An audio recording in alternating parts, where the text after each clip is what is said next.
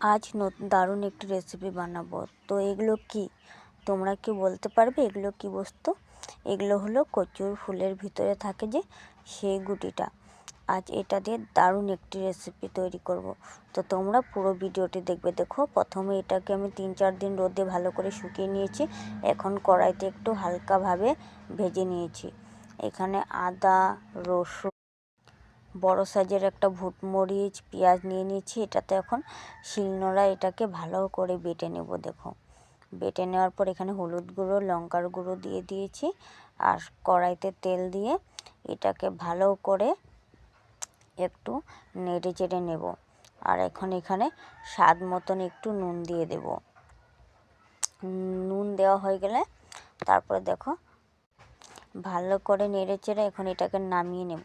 তো তোমরা কে কে খেয়েছো এই রেসিপিটা কমেন্ট করে জানাবে। খেতে দারুণ লাগে, মানে